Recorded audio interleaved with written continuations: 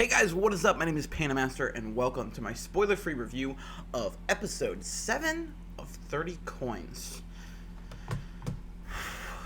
I'm gonna be honest, this was probably my least favorite episode out of the lot. It's not bad. Like, I still think that, 30 Coins has not aired a bad episode, which, bravo. But, I mean, the first like 2/3 of the episode, I was pretty much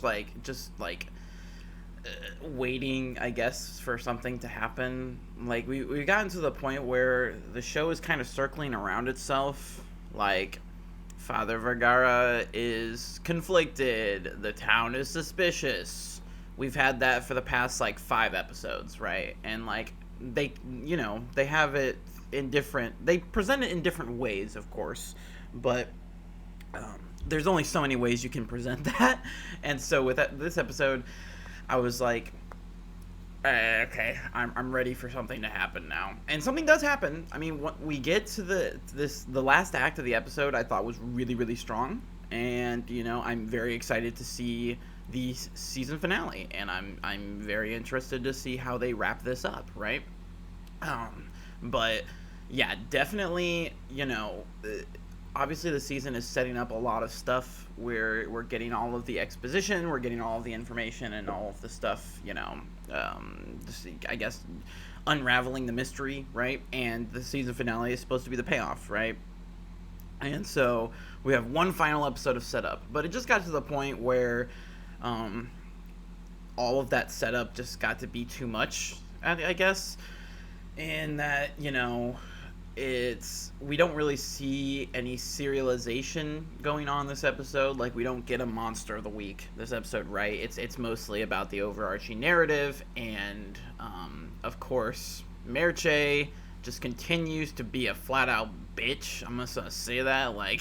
I'm just not doing it. I'm not feeling it. She can leave. She's not wanted. Yeah. And someone I really like that has kind of flown under my radar, but I realized this episode how strong of a character he is. Sergeant Lagunas. I really, really like him a lot. The inclusion of these new officers, detectives, whatever they are, that came in, I believe it was last episode was their first appearance. Either the last episode or the episode before. I honestly can't remember. But I think it served to give him more of a spotlight, as, he's trying to protect the town, but also, he knows that if he were to tell them what's really going on, they wouldn't believe him. They'd, call him crazy, that sort of thing, and just figuring out how he tries to navigate this, because people are starting to notice this stuff, and he's like, I don't know what to do. I think he's a really cool character, and he's an underrated character, and I hope we get to see more of him in the second season, assuming he doesn't die. I mean, who knows? I don't believe in plot armor for any of these characters, if I'm being honest. And I wouldn't be surprised if someone dies next episode. Fingers crossed it's Merche. She doesn't deserve to live. I mean, we have seen people die already. We've seen Sandro die, right?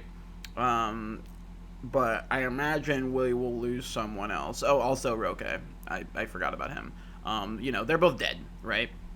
And they're fairly big characters, So I imagine we're going to lose someone big next week. My vote's on Merche. Although if I had to guess who would kick the bucket, I feel like Lagunas makes the most logical choice, because Vergara, Elena, and Paco are too central to the story, and I don't believe that 30 Coins has the stones to do that so soon. It's not Game of Thrones, right? This isn't. If they had a massive amount of characters, okay, but this is a fairly small cast. To decimate a quarter of the main cast, if you're gonna do that, make it Merche. Get her out of here. Why is she even a main? She's not main worthy. Okay. But also, I've said it before, but I'll say it again for those. Yes, it is a Merche hate channel. That is the point of this YouTube channel as a whole. But I respect her as a character, right? You know, I think Macarena Gomez is doing a spectacular job. It's like a Joffrey from Game of Thrones, right? It's a character I love to hate, right? Although, I guess in this case, I mean, even in Joffrey's case, you know, like I shed no tears when slash if they die, right?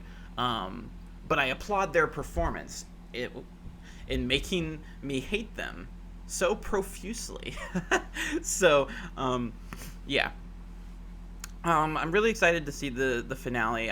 It's went fast, honestly, but yeah. As far as the glass box, I'm trying to think. Okay, I get it. I was trying to figure out the meaning of the episode title, but now I get it. I didn't put thought into it, but yeah. I think the overarching narrative as a whole is good. It's just I think this episode, I mean, maybe they shouldn't have made it, given us like a monster of the week, right? Because this is all about setting the stage, and I would not be surprised if the finale is an action-packed, amazing episode, right? And, in order to do so, they need to get all of the sort of setup out of the way. And it seems like they've done that. Like, it seems like we're going to jump into the finale, and it's just going to be a roller coaster, explosion-filled ride the whole way through. And so I'm excited. But the first 2/3 didn't really need, like, it was that final act, right, that set us up. That was the good stuff. Like, that was great. If they could have just had that be the entire episode, things would have been better. Yeah, because I'm just tired of, like, the past, like, 4 episodes, the town's like, what's going on? And everybody's like, I don't know. And then it's like, well, maybe we should tell them. I don't know. It's like, it just keeps going back and forth, and with different variations of that same thing. And so it's kind of getting annoying at this point. Also, something I talked about, I don't remember if it was the last episode or the episode before. But again, this is classified as a mystery horror show. While I guess there's some mystery there, I mean, again, like, I know there's mystery. I don't think either of these genre definers, I don't know how to English right now, they don't really feel like they're the most applicable to the show. Like, this feels like a drama, just straight up. There's a lot of drama going on here. And again, I'm not against it. It's just, I feel like the show that was teased to us in the first episode, Cobwebs, is very different from the show we're getting now. And I think there's enough time where they can course correct. And not that this is necessarily bad. I still love the show.